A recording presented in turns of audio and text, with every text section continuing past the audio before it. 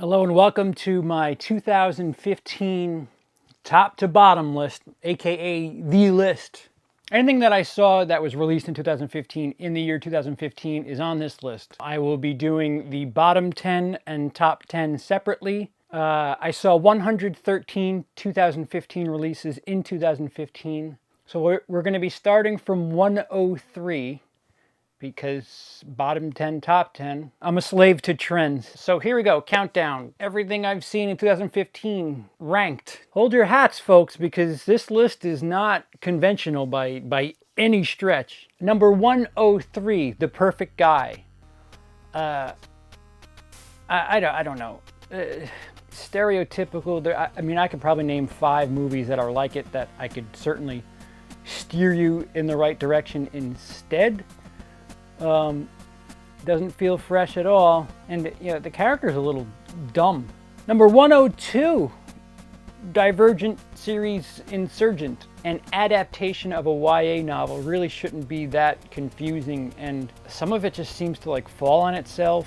And of the major young adult stuff, this one confuses me and interests me the least. 101, Poltergeist. I mean, I understand why people do remakes. I mean, people who complain about remakes don't understand that movies like The Thing, the 1982 version of The Thing, is a remake. The Al Pacino Scarface is a remake. Scorsese's Cape Fear, remake. It happens. There are good remakes. I would rather gamble and have to deal with stuff like Poltergeist, but Poltergeist, yeah, it just misses on a bunch of levels. Number 100, I was really excited for this. Child 44 was something that I was trying to get Lionsgate to send me to.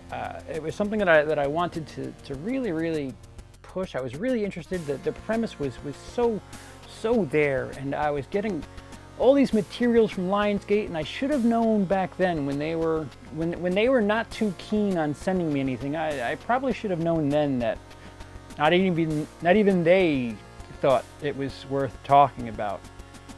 It's a shame too, because it's just boring. Like you can get away with boredom in some categories, but it's just flat. Like, if you want to sleep, check out Child 44. Number 99, True Story. It's just interesting, but not interesting enough. Some people will find this movie better than I did. I just felt like it got a little convoluted and messy in the third act, and that's where you really shouldn't be getting messy, as far as I'm concerned. Third act, you gotta tie it all together. Number 98, The Ridiculous Six. Didn't make my bottom 10, folks. It's bad, but there's times where it's funny. And comedy, bad comedy is boring. Comedy, if you're laughing every now and again, that's kind of what they're doing. They're not really trying to. This isn't really a movie by any stretch. It's a cohesive story that you can read like a freight train coming from a mile away, but it's not abysmal. Well, I don't know. 98 out of 113 is pretty. It's not very good either. Number 97, Lost River. One thing that's worse than boring is confusing. If you're confused and bored, it looks gorgeous. Looks gorgeous. Mute it and play some cool music. That's my tip for Lost River. Number 96, Maze Runner Scorch Trials.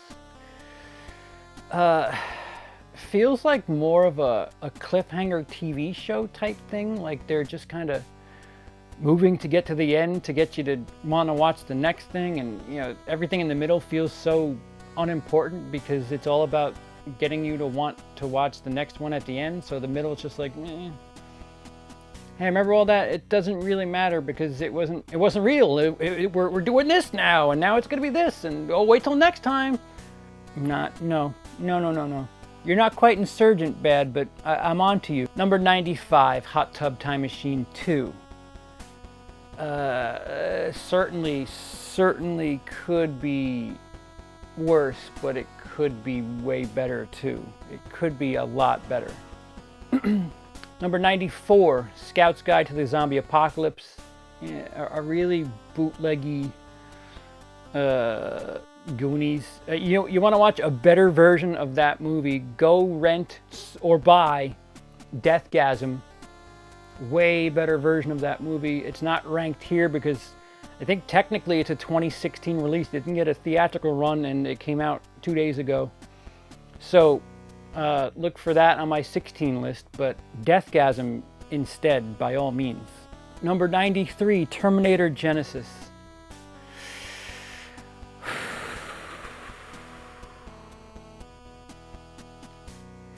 It could be way worse.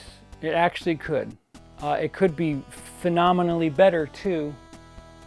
When you erase the parts of the story that of the lineage of the franchise, when you erase the parts that are really good and the things that we want to remember, you're kind of wiping your own shit on your face just for shits and giggles. I don't. What are you doing? Don't. You build off the good stuff. You don't wipe it. But I don't know. A new one's coming? Sure. 92, Aloha. Or Aloha. Yeah. Cameron Crowe, this movie has moments. It feels Cameron Crowe-y at times, and then at times you're just, what is going on here? That's Aloha. Oh, this feels like Cameron Crowe. What is going on here? Number 91, Get Hard. To quote the line that Lindsay loves, I didn't. Will Ferrell is really, really hit or miss with comedy. And Kevin Hart.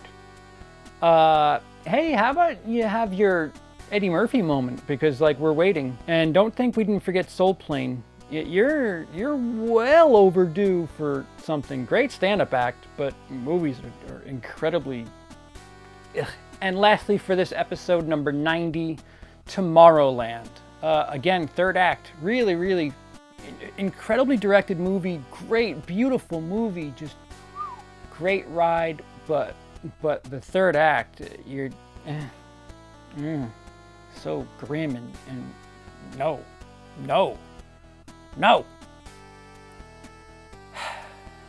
So that's this list. It's shortened because I had to cut it up somehow. Be sure and check back for 89 through 71. I don't know, the next batch coming up soon. We're gonna get better, I promise. If you liked the video, please give it a thumbs up. If you haven't done so already, please subscribe. And let me know some of the films that you've seen here that maybe you might rank higher or lower, or I don't know, just say hi for hi's sake. Otherwise, have a day.